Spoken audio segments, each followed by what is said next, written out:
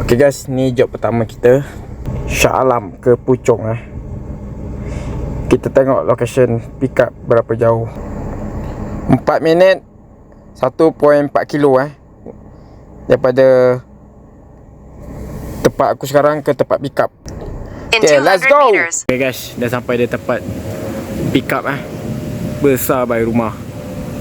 Dah macam kedai Kaya guys, hari ni aku nak kena hantar ikan hidup dalam polystyrene ni.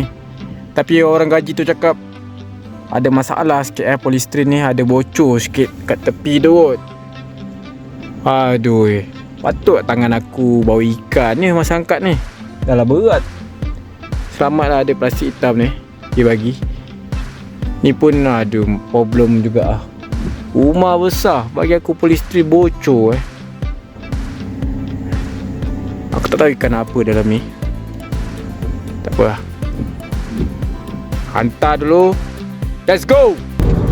Okay guys, aku dah pick up barang. Sekarang ni aku nak ke tempat delivery. 42 minit 24 km Tol RM3.66. Ni nak kena claim ni dengan customer ni. Kalau tidak, rugi aku. Aduh mak, jam pula lagi 8 kilo Ni jam teruk dekat area Puchong ni. Hujan lagi.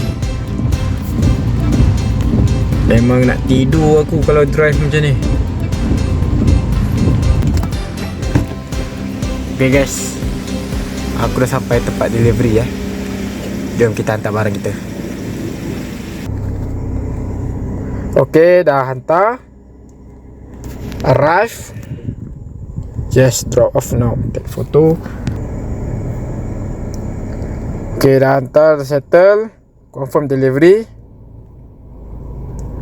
Aladdin complete. Ni boleh dua, antara cash atau kredit. Customer bayar aku pakai kredit, dia bayar RM21.40. Lepas tu deduction, commission SST, total RM4.62 je tolak. Bersih aku dapat RM16.78 untuk trip pertama hari ni Okay, bye.